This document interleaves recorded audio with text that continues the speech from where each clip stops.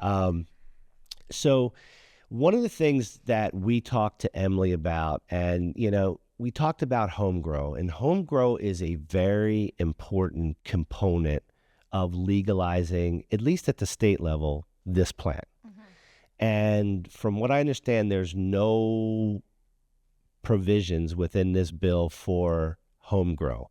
But not only that, there's no provisions to decriminalize home grow. And if you're not going to offer home grow as part of the program, I think part of it you should be taking out the criminal component of it, because it just seems like it's a bad idea. Her answer is that, listen, this is a bipartisan bill, and if we make this too big or make it too detailed, I didn't have your mic on either. Yeah, if it's too detailed, then could be problems. Yeah, so she's saying, like, listen, there's a lesser likelihood that this bill will pass if it's loaded with extra things. But to me, that's not an extra thing. That's like a core component. What do you think about home grow, and what do you think about, like, this conversation we had with her? I agree. I think, obviously, I do agree with Rep. Kincaid. Like, if you add too many components, it scares people a little bit, and I don't know that it would get the support from Republicans in the House.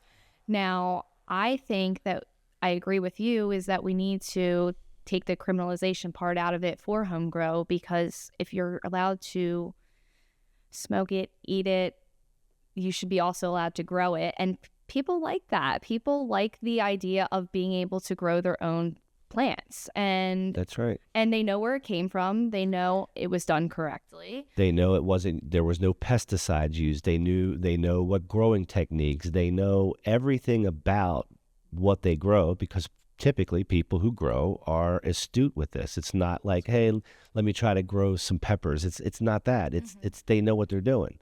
And so there's a reason why, they don't want to pay taxes. There's a reason that they want a certain level of quality control that they feel only they could provide.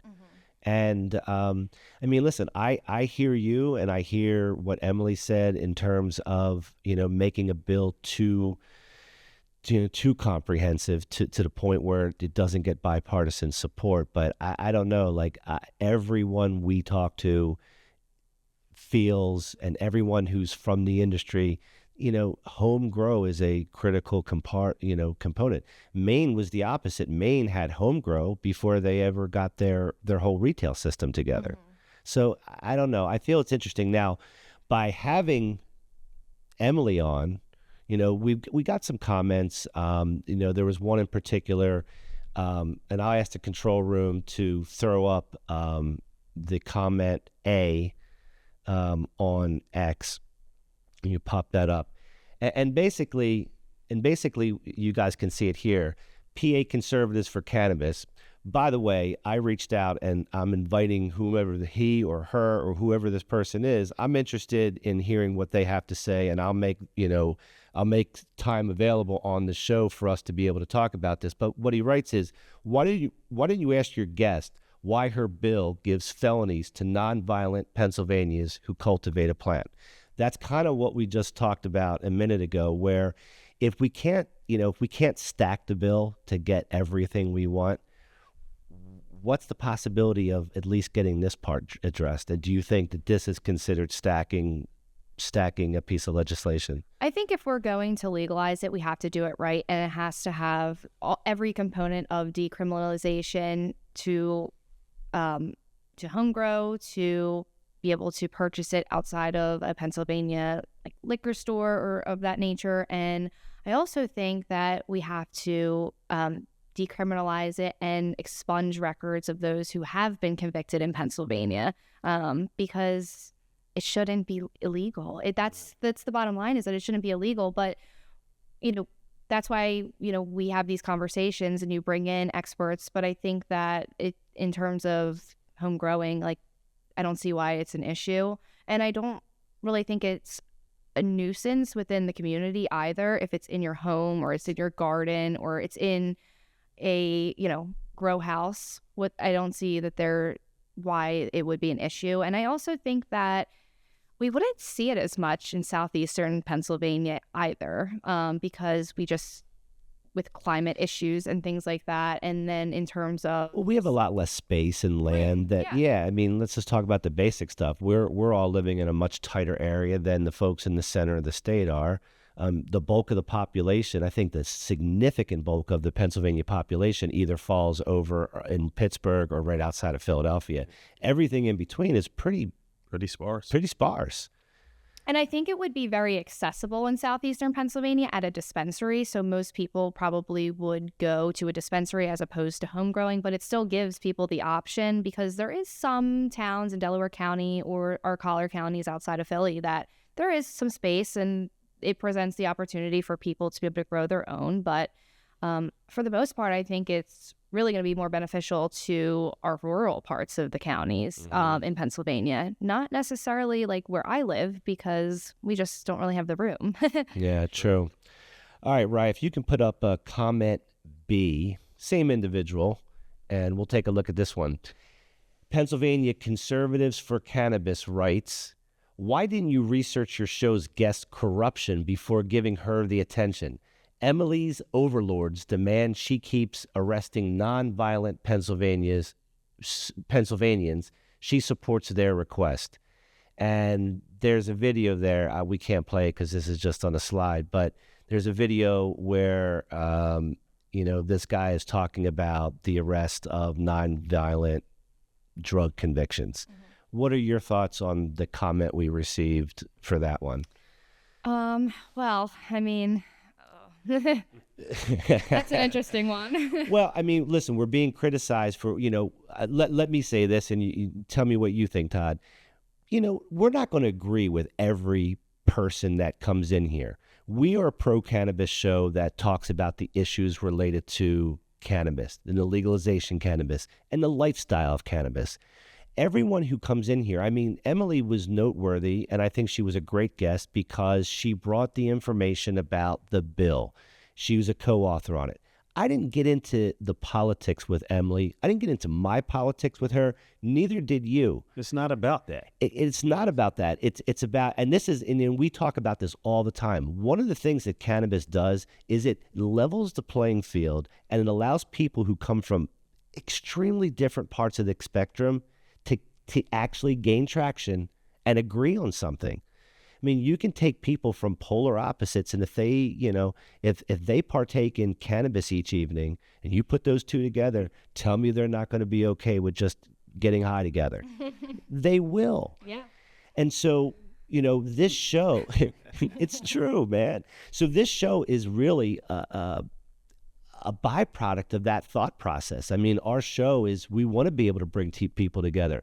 I didn't bring Emily in because I agree with her politics. Matter of fact, I don't even know most of her politics. That's the reality. And until I was introduced to Emily, I didn't know her. So Pennsylvania Conservative,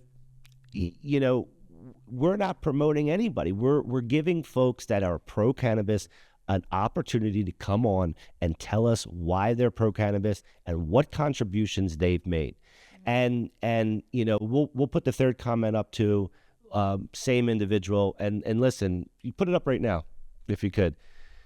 So Pennsylvania Conservatives for Cannabis, you are welcome to come on Late Night Green and tell us, about, your thoughts on the whole Pennsylvania cannabis legalization efforts. But he writes, Representative Kincaid is corrupted by greedy corporations. And then and this was a repost off of someone talking about how pesticides are harmful. And, they talk about, it talks about, any plans to report advocacy for more pesticide. I don't know. Do you know anything about this pesticide thing? Is this an issue that I'm missing out on that you might be aware of? I guess it's not really something that I necessarily looked into too much. But I mean, I think I hear it more within the agriculture community with our foods. Right, so for sure. That's more so, I guess, where I would say, our food isn't the best in the United States. No, it's not. It's not even close to being the best. It's terrible. It's the worst. And I would like to see that if we're going to legalize marijuana, that our at least what we're smoking is clean, in terms of, you know, no pesticides, no any artificial colorings or anything like that. And I think it's good to talk about this. That's why we're all here. We share a common ground. We share a common interest in legalizing in Pennsylvania. And if we don't talk to each other, then how do we move this forward? How do we move forward? That's why this has been stalled for so long, because nobody's really willing to talk about it. So I commend... While Maryland, while Delaware, while New York, while New Jersey, everybody around us, with the exception, I believe, of West Virginia, yes, are all legal. Mm-hmm. And, you know, I commend anybody who's willing to have the conversations. So I think it's an important issue, and I'd like to see us get it done in this, maybe if not this year, and hopefully when I get elected on November 5th. You're going to write it? I'm going to write the bill.